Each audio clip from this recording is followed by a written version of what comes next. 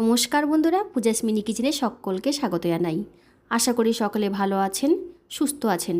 হাজির হয়েছি নতুন একটি রেসিপি নিয়ে। আমিষ দিনে বানিয়ে নিতে পারেন আমার মতো করে আলু দিয়ে আর ট্যাংরা মাছের ঝাল, যা খেতে দারুণ টেস্টি। আশা করি আপনাদেরও ভীষণ ভালো লাগবে।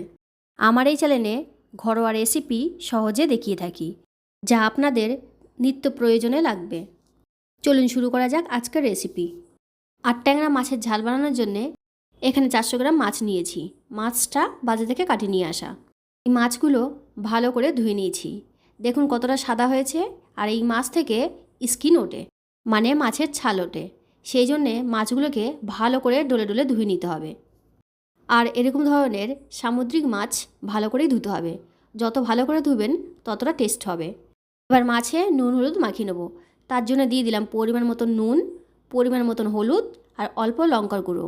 লঙ্কার গুঁড়ো দিলে মাছ ভাজার সময় ফেটে গায়ে আসবে না। এরকম ধরনের সামুদ্রিক মাছ একটু লঙ্কা গুঁড়ো মিশিয়ে নেবেন। মাছে নুন হলুদ লঙ্কা গুঁড়ো মাখানো হয়ে গেছে। এবার মাছের তরকারিতে কী কী লাগছে তার জোগাড় করে নেবো। এখানে আমি একটা বড় সাইজের আলু নিয়েছি।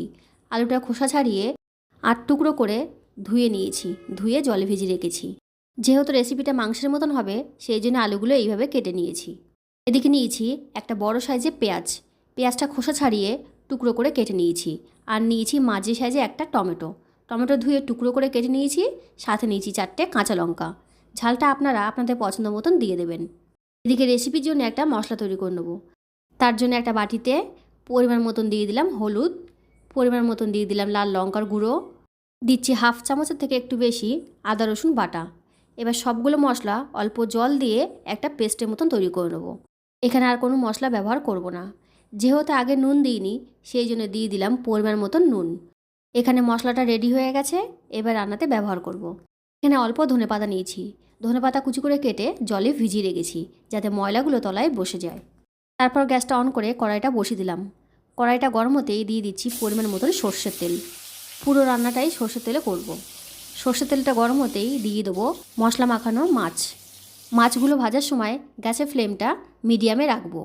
মাছগুলো একটা পিঠ ভাজা হয়ে গেছে, আর একটা পিঠ উল্টে দিলাম। 2 পিঠ মাছ ভালো করে ভাজার পর এবার তেল ঝাড়িয়ে ঝাড়িয়ে মাছগুলোকে তুলে নেব। যেহেতু এটা সামুদ্রিক মাছ, সেই জন্য মাছগুলোকে ভালো করে ভাজতে হবে। আবার ওই তেলেতে দিয়ে দিলাম মশলা মাখানো মাছ। একই রকম ভেজে সবগুলো তুলে নেব। মাছগুলো ভাজা হয়ে গেছে।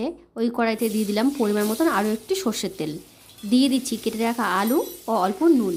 তারপর 2-3 মিনিট গ্যাসের ফ্লেমটা জোরে দিয়ে আলুগুলোকে লাল লাল করে ভেজে তুলে নেব। আলুগুলো ভাজা হয়ে গেছে।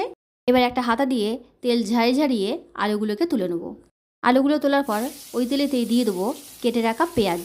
পেঁয়াজটা দিয়ে 1-2 মিনিট ভেজে নেব। এখানে পেঁয়াজটা বেশি ভাজবো না, দেখুন এরকম ভাজা হবে। তারপর দিয়ে দেবো কেটে রাখা টমেটো আর কাঁচা লঙ্কা। টমেটো দিয়ে কিছুক্ষণ ভেজে নেব। যতক্ষণ না টমেটো থেকে কাঁচা গন্ধটা চলে যায়, ততক্ষণ পর্যন্ত তেলের সাথে ভেজে নেব। টমেটো পেঁয়াজ কাঁচা লঙ্কা সব ভালো করে ভাজা হয়ে গেছে।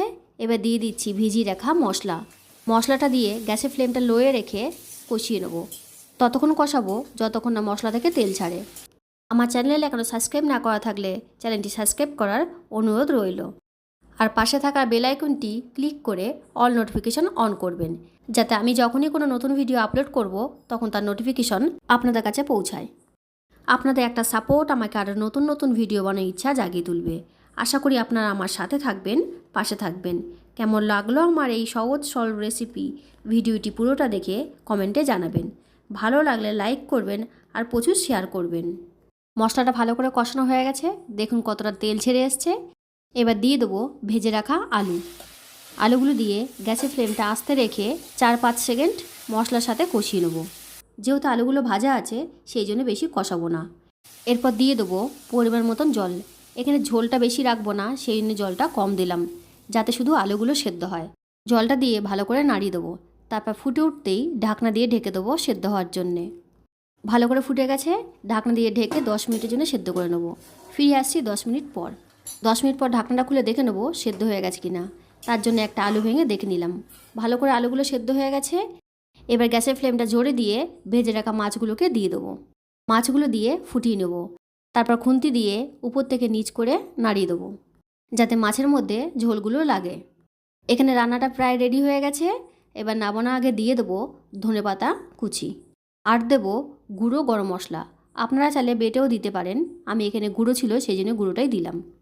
তারপর সবগুলো একসাথে উপর থেকে নিচ করে নাড়িয়ে দেবো।